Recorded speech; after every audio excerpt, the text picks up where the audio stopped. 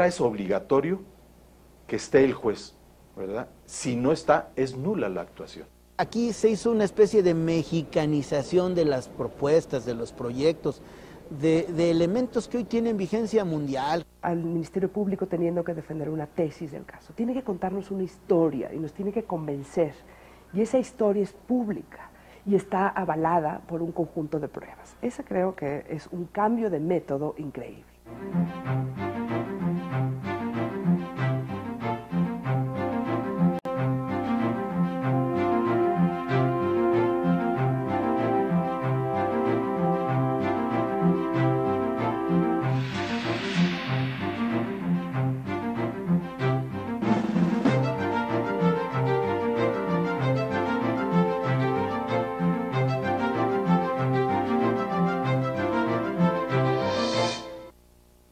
Un elemento principal de la reforma en materia de justicia penal es el juicio oral o el nuevo juicio, uno de cuyos componentes es la oralidad, que sustituye precisamente el largo proceso de acumulación de escritos en que hasta ahora todavía en buena parte de la República consiste el procesamiento penal.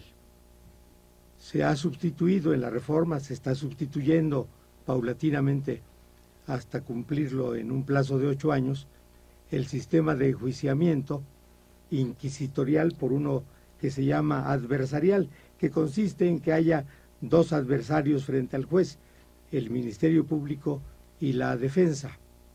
El Ministerio Público pierde en este sistema la ventaja que tenía de preparar la acusación, tiene que exponerla ante el juez en las mismas condiciones que la defensa hace su trabajo.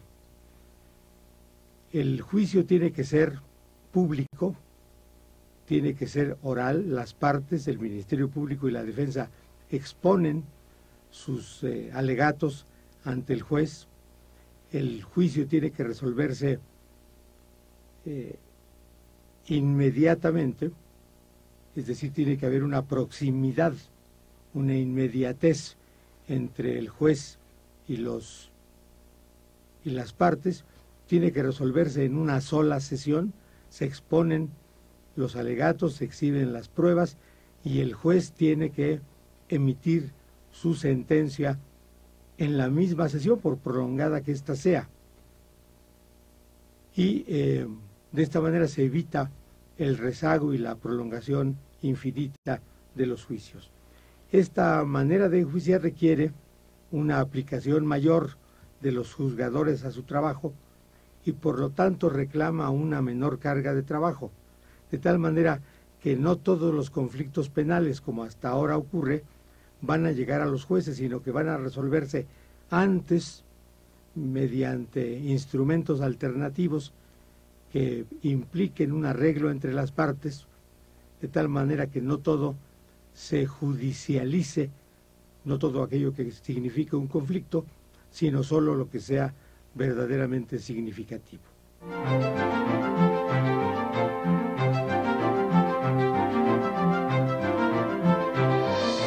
Desde los años 50, toda Europa, la Europa continental, hizo un cambio también hacia el proceso acusatorio adoptando una metodología de oralidad. Creo que es una tendencia en este sentido mundial, ¿verdad? Lo hicieron países como Italia, ¿no? Por ejemplo. Y también América Latina empieza en la década de los 90, bueno, incluso antes hubo países que hicieron una reforma similar a por la que nosotros estamos transitando. Costa Rica, ¿no? Entre otros países, una reforma modélica en términos de el éxito que ha tenido en este tema es Chile, ¿no? Por ejemplo, que en el año 2000 también pasó una importante reforma para incluir un proceso acusatorio. Ellos ni siquiera contaban con Ministerio Público, ¿no? Eran jueces de instrucción, jueces del crimen, ¿no? Los que le llamaban. Y esa reforma ha sido realmente muy ejemplar en el mundo, me parece, ¿no? Tuvieron mucho éxito implementándola. Si uno ve y compara cómo era el proceso penal chileno antes y después de la reforma, pues es un cambio enorme. Chile no pensó que las normas y las reformas a los códigos prefiguraban la realidad, sino necesitaba una reingeniería en todos los procesos y unas nuevas políticas de gestión, tanto en el Poder Judicial como en la Fiscalía. Entonces, lo interesante del modelo chileno es que cuidaron mucho los aspectos que a los abogados se nos olvidan, que tiene que ver con los cuadros, la capacitación, la gestión, los incentivos, el diseño, la concepción. Eso me parece que fue clave en Chile.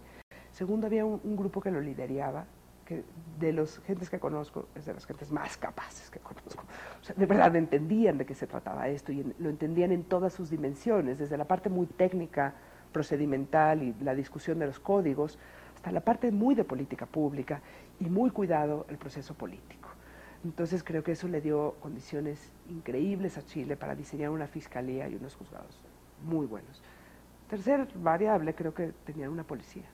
O sea, Chile sí tenía los carabineros. O sea, realmente había una mayor institucionalidad en Chile de la que hay en otros países de América Latina.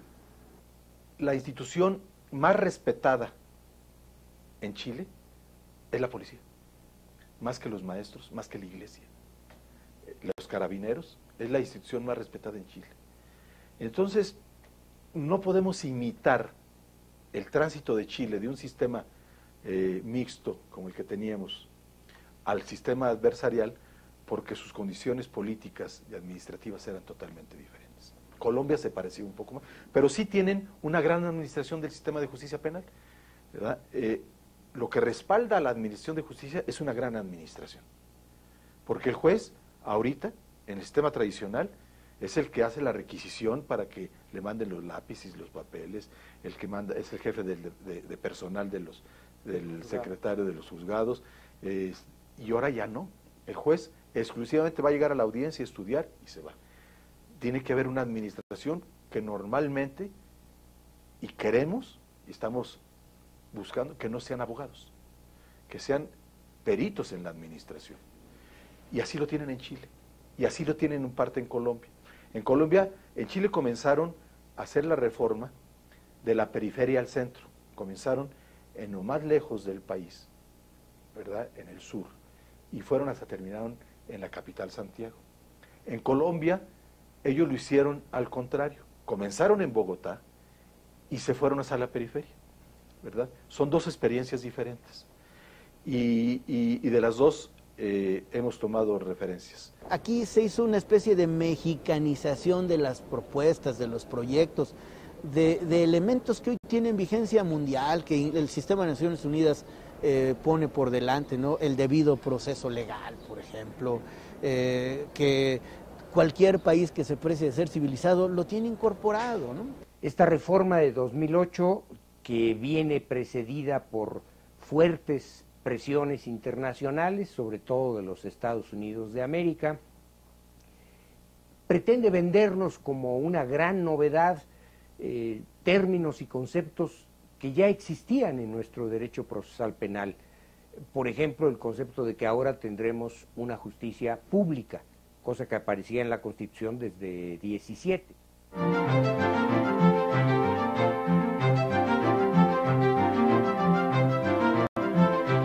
La experiencia en otros países y ya en los estados que lo tienen implementada la reforma, es que el 80% de los delitos o de los asuntos penales no llegan al juez, se solucionan en este trámite y despresuriza de una manera importante al Poder Judicial, ¿verdad?, y también a las agencias del Ministerio Público en cuanto a la investigación.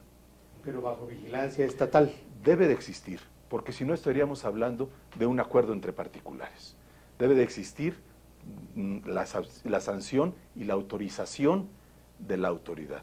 Se diseña un sistema que puede tener distintas salidas según el tipo de conducta. No solo la prisión. Y no solo la prisión y no solo el juicio. Entonces puedes llegar a un acuerdo reparatorio con la víctima, puedes declararte culpable y tener algún tipo de reducción de la pena, puedes negociar, puedes suspender el proceso y estar en forma condicionada para ver qué pasa. O sea, hay un sistema, que ese es el primer reto de todos los sistemas penales en el mundo, es lidiar con la masividad. Tú no puedes tratar igual al que se robó las galletas que el secuestrador. Entonces, los medios alternos de solución de conflictos son, uno de ellos, el principal, es este. Arréglate entre ustedes. Si hay unas pequeñas lesiones, arregle cuánto costó la lesión y ahí termina el problema. Puede terminar el asunto en un día y no o en 26 meses o en un año.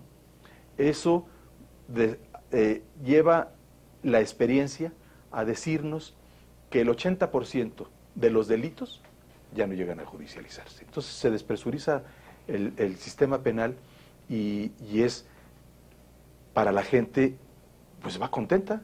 Le voy a poner un ejemplo muy claro que estamos viviendo ya, con una medida alternativa, de salida alternativa que está en este momento ya vigente y permitida, que es la conciliación. Tenemos nosotros conciliación, por ejemplo, en el área de la Fiscalía de lo Familiar. Y en el área de la Fiscalía de lo Familiar, si no estuviéramos dando prioridad a este tema conciliatorio, en lugar de tener ahora notas de que tenemos 2.000 o 3.000 conciliaciones, tendríamos 2.000 o 3.000 ejercicios de acción penal con órdenes de aprehensión. En Chihuahua fracasó la primera ronda porque la conciliación no determinaba cuántas veces se conciliaba. Y muchos delincuentes decían, bueno, me robo una chamarra del súper, pues me pescan. Lo peor que puede ser es que me concilie y que tenga que pagarla. La segunda vez, la tercera vez, la quinta vez, y si no me pescan ya no hay conciliación. Bueno, en muchos países ha fracasado por esto. La conciliación tiene que tener límites y no se vale que siempre se esté conciliando. Eso es lo que tiene que determinar la legislación secundaria. No es una medida desconocida. Ya en el derecho anterior a la reforma teníamos que había delitos que se perseguían a petición de parte y si la parte retiraba su querella y otorgaba el perdón, se acababa el proceso, se acababa el delito. Quizá ahora la diferencia es que se le encomienda a las autoridades que insistan, que busquen, que propugnen el arreglo.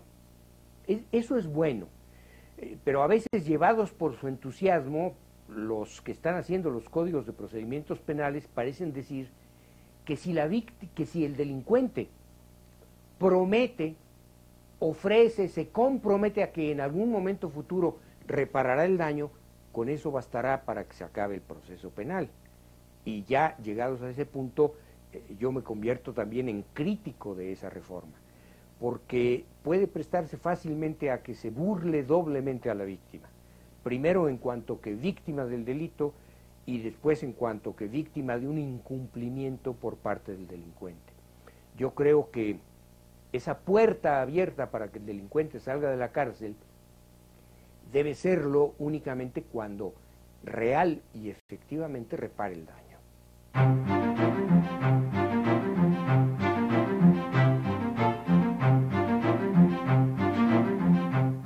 El nuevo procedimiento creo que toca partes medulares de ese viejo sistema autoritario, si lo queremos ver así. La primera, que me parece fundamental, es que se acaba esta cosa de cada averiguación previa tiene exactamente las mismas pruebas, no importa de qué tipo de delito se trate, y esta cosa de que el Ministerio Público es un integrador de diligencias, a pasar al Ministerio Público teniendo que defender una tesis del caso. Tiene que contarnos una historia y nos tiene que convencer, y esa historia es pública y está avalada por un conjunto de pruebas. Ese creo que es un cambio de método increíble. Segundo, que creo que ahí sí es una fortaleza enorme del sistema acusatorio, es que ya no tiene valor probatorio lo que sucede en los separos de la Procuraduría, en lo oscurito de las agencias, donde se dice que se hizo la pericial, no sé qué, nunca sabemos quién la hizo, ni cómo se hizo, ni qué características tuvo la detención, pero con un expediente escrito toda la arbitrariedad puede ser escondida y toda la negligencia igual. Entonces, esto ya no va a suceder. Ahora el Ministerio Público, nada tiene valor probatorio, al menos que vaya a una audiencia pública y se debata contra la defensa, ¿no? Haya una confrontación de posiciones. Hoy un perito, si usted lo cita, le dice, bueno, de acuerdo con el dictamen, usted dice que la sangre sí pertenece. Le ruego ratifique su declaración. Y manda un oficio donde dice, ya de machote, a mi real saber y entender, ratifico los hechos, firma y sello. Lo manda el perito. Eso es todo. Hoy no va a ser así. Hoy se va a poder cuestionar a un perito en público. Doctor, usted utilizó una prueba para determinar que el semen sí era de la persona que dejó de funcionar en Europa hace 100 años y que se desechó en Estados Unidos porque era absolutamente incierta. ¿Por qué la utilizó? Cuéntenos.